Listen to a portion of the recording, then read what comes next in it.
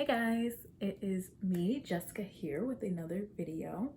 And today I want to talk about these 4 things that job candidates say that I feel you should never say during any interview.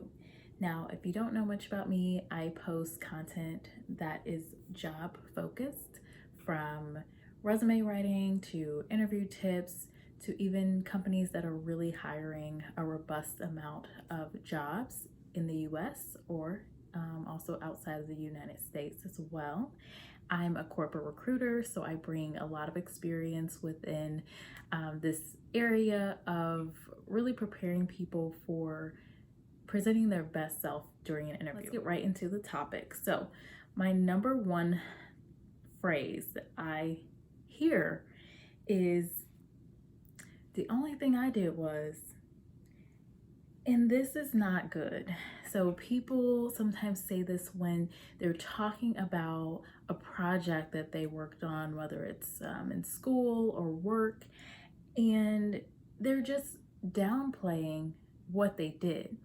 So if you're starting off a sentence with, the only thing I did was, or the only things that I did were, you're already starting to talk about the things as if they really weren't important or they really didn't make an impact, when really anything that you've put into any project, you need to up talk during an interview. You really need to demonstrate why it was so great, what challenges were involved, and what you brought to the table within that project that you worked on.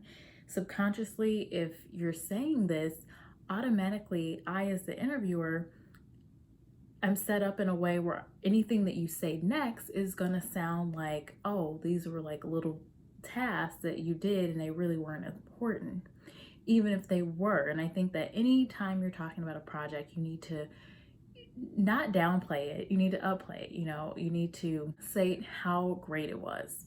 So my next one, number 2, is the phrase, I couldn't do this, or I can't do this.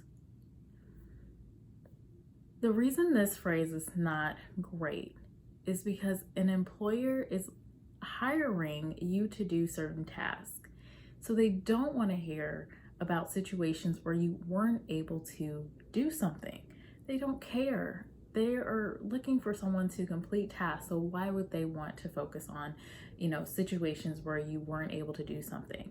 Really, if you're stating this during an interview, you're basically just telling that interviewer that you're not going to be able to actually complete the task that you're given in that role. And that's the complete opposite that you want the interviewer to take away. And my number 3 is, that was above me, or that was beyond me. Now, I have heard this very recently, actually last week, while I was interviewing someone. And, I get it. This person was working in government, and so they were in a situation where there were certain levels where, look, I literally couldn't do it based on the company policy. However, here's why it does not sound great in an interview, and why I say you need to stay away from this phrase. And it's kind of similar to what I said before. In any situation where you're being interviewed, you want to show initiative. You want to make it, stand out, that you are able to take on a task and you're able to do what is necessary to get things done. Now, when you're saying something like, this or that was above me, or this or that was beyond me, what the interviewer is basically going to hear is an excuse. They're just going to hear, oh, you weren't able to get this accomplished, and you're kind of, taking a easy way out to say it was above me. Well, if you are in a situation like that, I totally get it. There are politics involved with companies, and there are situations where a project doesn't go somewhere, or an idea that you had doesn't go somewhere simply because of the processes there. Here's something else you can say. I would encourage you to focus on what you did and talk about the challenges that you incurred, not to start out with, this was just above me. Talk up, why this was such a great idea, everything that you did to focus on that idea or this project that you were working on, and say in the end, this is what happened because X, Y, and Z. And if you have the opportunity and if you're able to, just describe what you have learned from that particular situation and even what you would do in the future if you were given the same situation today. That sounds a lot better than, that was above me, that was beyond me, I couldn't do anything, hands tied. It just doesn't sound as great. All right, so number 4 in my last phrase is, I didn't work with anybody. And okay, this doesn't sound so bad, right? I didn't work with anybody. However, companies are really looking for, in job candidates, soft skills, people that can work with other people. Because I will tell you, with my years of experience working as a recruiter and an HR generalist, the biggest issues that a company will have, and some of the biggest time suckers and some of the biggest commitments that they will put into financially, are people issues. People just not being able to work together to accomplish a task in a timely fashion. So anything that a company can do to avoid someone that will have issues working with other people, they're gonna do. When you're providing examples of projects you've worked on where you did not work with someone, you're not able to demonstrate how you can effectively work with a team or work with other people. This specific time, I heard this a couple of months ago when I was interviewing someone. Really, most of my interviews will include questions about when you worked on a team. And this particular person was answering this question, and they provided an example where they did not work with anyone.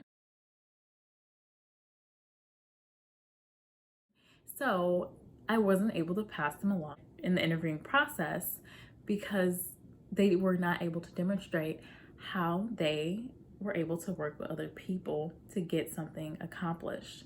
So again, plenty of employers are focusing on soft skills like working with a team, because you work with so many people in a company, whether you are working remotely or you're working in an office or you're working in, a factory or a store, you're going to interact with people, and companies really are focusing on finding this soft skill because it's really hard to train.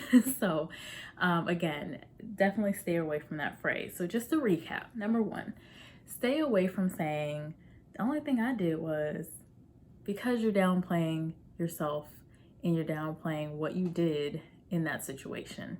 Number 2, I couldn't do this. Don't say you couldn't do X, Y, and Z during an interview. We don't want to hear about that.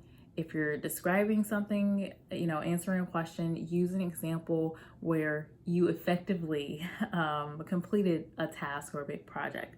Don't use an example where you weren't able to get something accomplished, because that's not what the interviewer wants to hear. 3, that was above me, that was beyond me. It sounds like an excuse of why you couldn't get something accomplished. And like my prior point, interviewers don't want to know that. And then last, I didn't work with anybody. I did it on my own. Look, that's fine.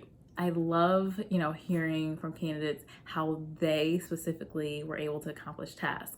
However, you do need to provide some examples where you worked within a team, because employers are looking for that trait in job candidates, no matter what the job. All right, well, there you have it. Those are the 4 things that I, as a corporate recruiter, recommend you avoid saying during any interview. Please don't say them, just please. If you like the video, give me a thumbs up. If you have other phrases that come to mind that you think I should include and that you think people should stay away from, let me know in the comments. And definitely subscribe if you like this kind of content. Again, I post job-related content because I am in the human resources field. And so if you're on the job search, if you know someone that is, or if you're in the HR field like me, definitely subscribe. I think you'll get a lot from the content I share, and I will see you in the next video. Bye.